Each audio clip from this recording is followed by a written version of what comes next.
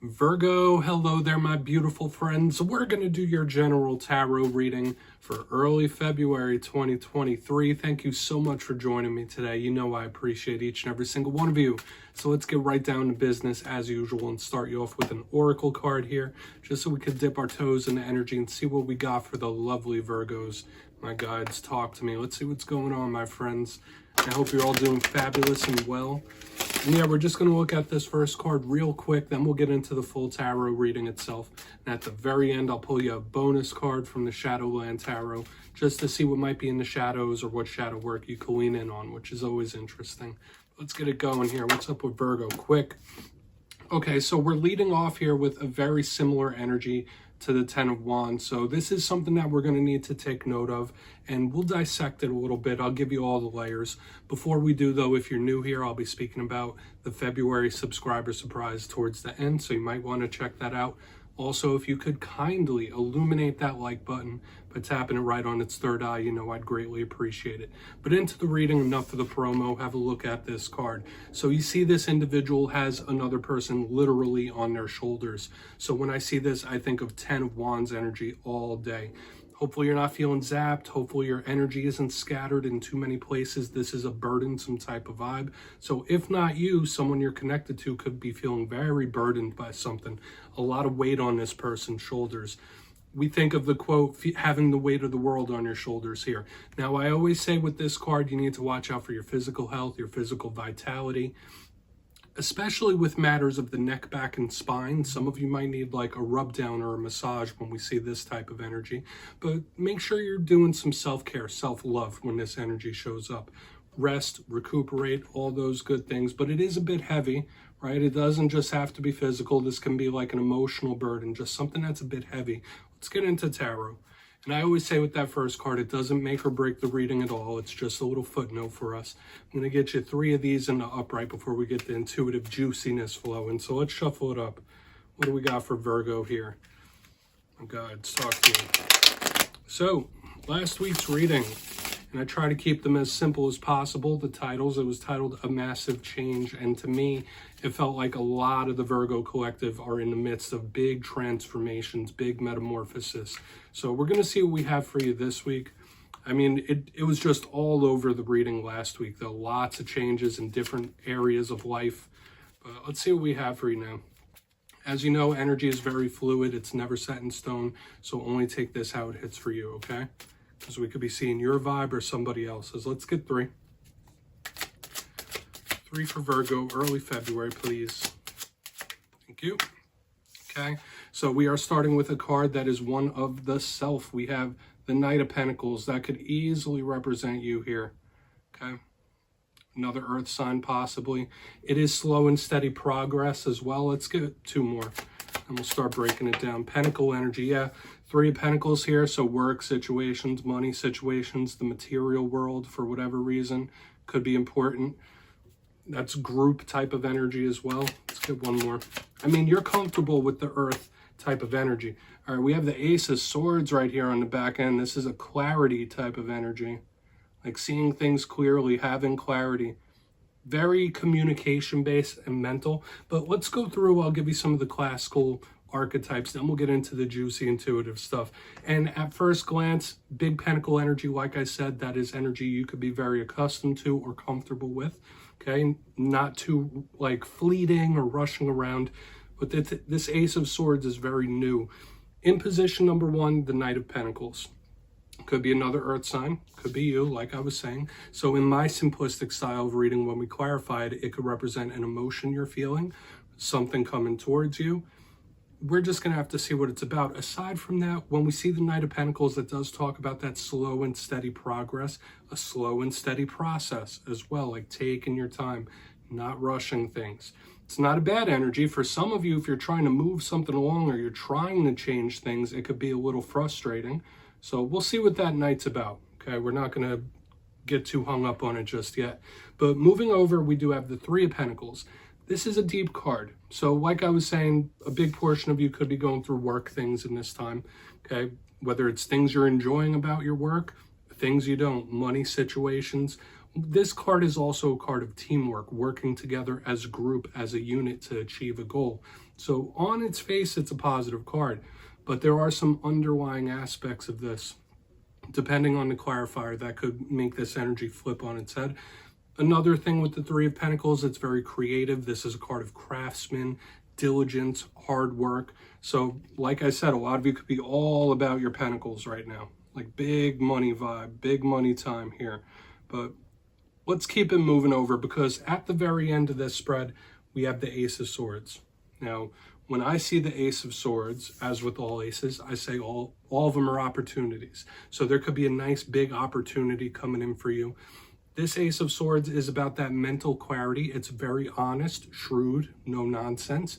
So we could be thinking about your mind being very analytical, cut and dry. You could be deciphering things or planning things out. Like, it's really no nonsense when I see it. Or it could just be speaking about somebody's mental state, depending on the clarifier. It could be communication, messages, talks, things like that, but it's honest, it's straightforward. So we want to see what that's about. I'd say overall, the big focus on Pentacles isn't a bad thing for a Virgo reading. Like, if I got this spread in like a fire sign reading, I'd be like, all right, you might be a little frustrated, but we'll just have to see how it all plays out. I want to dive deeper on all of it, Virgo. Let's jump in and clarify. All right, let's get a good shuffle here for my Virgos, please. Talk to me, my guides. What do we got for Virgo? Yes, my friends, this is where I go intuitive with the message, which means I just tell you how it feels to me. So feel free to do further research or rely on your base knowledge of tarot, because as you know, every single reading is about the reader's interpretation. I'm just giving you mine. Let's see what's up with that Knight. And as always, if you're a reader yourself or you're just trying to learn, feel free to play along. That's why this box is here. If you're feeling any messages you want to give to Virgo, you could drop it down in the comments. I don't mind at all. Okay, Knight of Pentacles. What is this Knight of Pentacles here? Thank you. World in reverse. Yeah, there could be something that's lingering for a lot of you right now. The World in reverse is a karmic card. It's about cycles. Some of you might be embracing your true tarot card. You know how they link Virgo with the Hermit. A lot of you could be withdrawing or wanting to pull back from the world itself. Like, the state of the world today might be getting on a lot of your nerves, like current events, what's going on economically, politically. A lot of these things could be like really doing something to you. So I would stay away from the news when I see an alignment like this.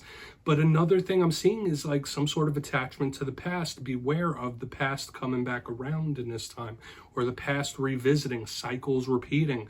That's a big thing we're picking up here. Now, the world, yes, it can be karmic. So when we see it in reverse, it could be a warning about karmic things as well.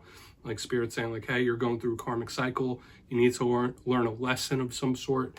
But to me, those are the main things. Some of you might be withdrawing big time, okay? And if you're not withdrawing from the world itself in some sort of way, there's something from the past that has the possibility of popping back up in this time. That's the main vibe I'm catching here. So it's not necessarily a warning, but it could be. Let's see how the rest of this plays out, because this could be very layered here. We're going to go in on that Three of Pentacles. It could be all those things, and we'll talk about it when we do the recap. I really want to get over to that Ace of Swords too, but let's see what's up with the Three of Pentacles. Thank you. Magician. Okay. And I do feel for some of you might really be trying to manifest or create a better money situation for yourself, a work situation, when we have the Magician under the Three of Pentacles. I've been seeing this exact alignment for a few other signs this week, my friends. I have. But to me, there's this underlying feeling of like being a little dissatisfied with something. So beware in the coming days and weeks. You're either going to be upset about financial things, money things, like it's just not sitting right with you, or you're trying to manifest a better way. Whether this is your own business, whether this is a new job, whether it's a job for somebody else. I'm seeing this craving for improvement, climbing up the ladder. Okay, so put your intentions out there. Some of you, this could speak about group manifestation as well. If you've been trying to bring in things in regards to money and work, some of you could experience it for sure. But there could be some dissatisfaction in that realm, especially in the coming days and weeks. That's a big thing I'm picking up here. And I feel like we're getting separate little snippets here, Virgo. Like, for some of you, it can, yes, be a cohesive story, but I feel like we're getting little snippets let's move over to the Ace of Swords, see what that could be about. Because remember, that could be someone's mental state, or it could be a conversation that needs to be had. So we'll see what's up with that Ace. Then we'll do a recap before we get into the Shadow card. So why is this Ace of Swords here? Interesting that we have Major Arcana on the bottom. Okay. Okay. Yeah, you might call somebody or something out in this time. We have the Seven of Swords in reverse. Okay. I mean, every Virgo I've known is usually a very honest, straightforward type of individual. And if they see something that bothers them or they see something that just isn't right, a lot of Virgos can't help but saying something about it. Like, they're not really known to be the types that bite their tongue, in my experience. So the Seven of Swords, yes, this could be revealing the truth about something, of course. For some of you, this could be a harsh conversation or a harsh talk that needs to be had. You could be lining one up. Whether you know somebody has been doing Seven of Swords activities or whether you uncover it in the coming days and weeks, there might be a harsh talk in the future for a lot of you. And I'm not saying that it's coming your way. You might even initiate it. You might see something you don't like or a behavior you don't like and you can't help but call it out. Or you're going to be very tempted to do so. That's a thing I'm seeing here. So this back end could absolutely be a harsh talk. Aside from all the other stuff we're seeing, Seven of Swords, even in reverse, can talk about snaky individuals. Okay, I don't feel like this is Spirit warning you about a person, because you might have your eyes on at this point regardless. So let's just put that down right here and go through. Let's do a recap, because like I said, to me this felt like it's a lot of different little snippets. But if you kindly look in the box before we get into the Shadow card, in position number one, we have a card that could represent you. We have the Knight of Pentacles with the World in reverse. So of course this could represent karmic cycles, karmic lessons, karmic situations, of course.